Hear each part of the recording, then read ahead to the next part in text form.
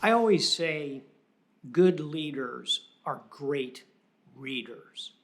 Why? Because every book you pick up multiplies your own life.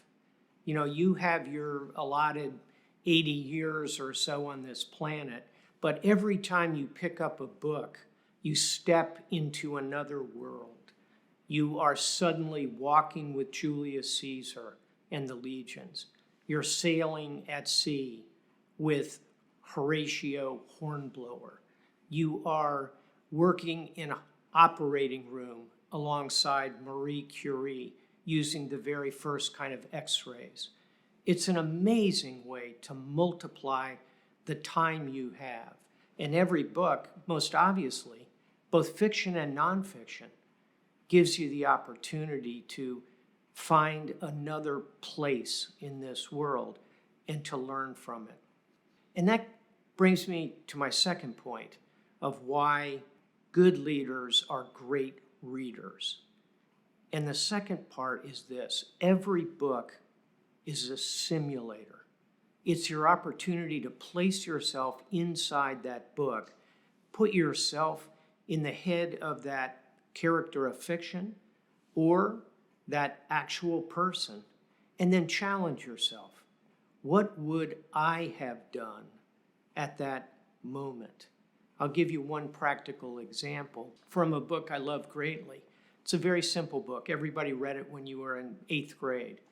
It's called The Old Man and the Sea by Ernest Hemingway. It's a story of an older fisherman, Santiago, whose skills are declining, yet his heart is strong. And Santiago goes again and again to the sea, fishing, trying to capture one great fish. He finally does, and then a tragedy ensues. The question for you as a leader and as a reader: how do you deal with that kind of intense adversity? Do you have the resilience to again and again get in that small skiff and go out to sea? But one example of why books are so important: they prolong your life and they let you step into a simulator to test your own responses. So many books have influenced my leadership style. And in fact, I have a book of my own coming out in about 6 months, which is called The Admiral's Bookshelf. And it includes not only 25 books that really influenced my voyage, but for each of those books, I've tried to find a particular piece of wisdom, attach it to it, and write about it. I mentioned The Admiral's Bookshelf because I'd encourage all of you to take that same approach. Write down the books you are reading and jot down what you got out of each of those books.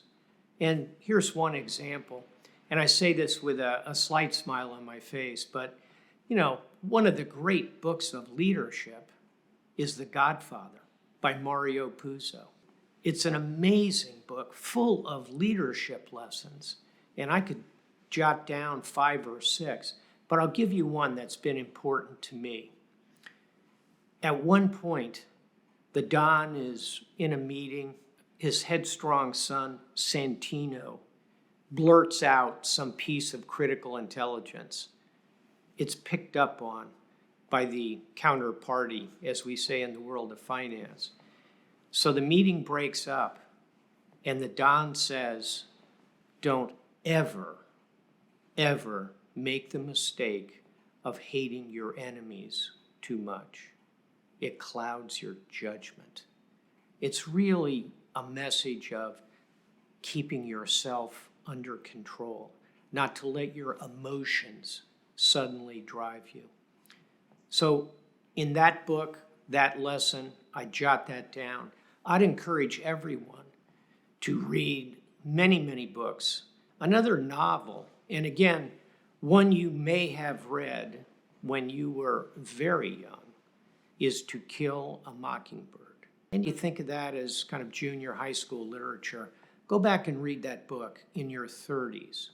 or your 40s, or your 50s, you'll find it's full of life lessons. It's a book about justice in America. It's a book written by a woman about a very young girl's coming of age. It's a novel about doing the hard right thing, not the easy wrong thing.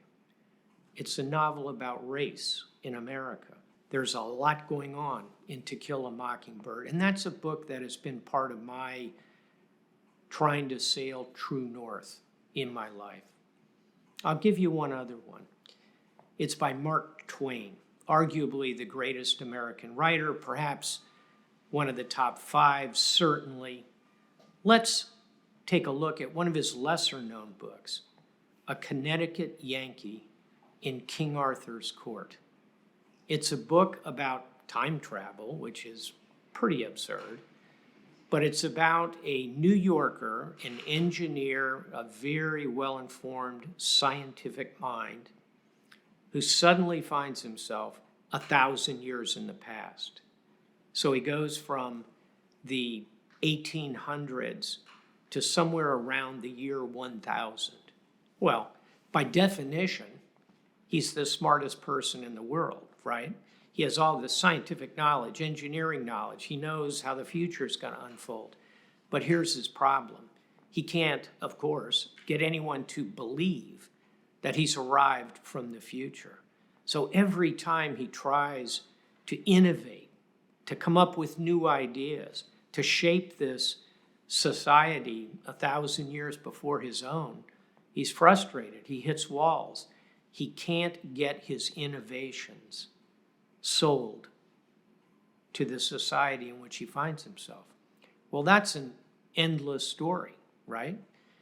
Innovation is hard. And everywhere I've been in my life and career and tried to innovate, I've felt those frustrations. When I want relief from them or learn the lessons of how to overcome them, I reach for a book, A Connecticut Yankee in King Arthur's Court. There's a couple of books that are always on my list.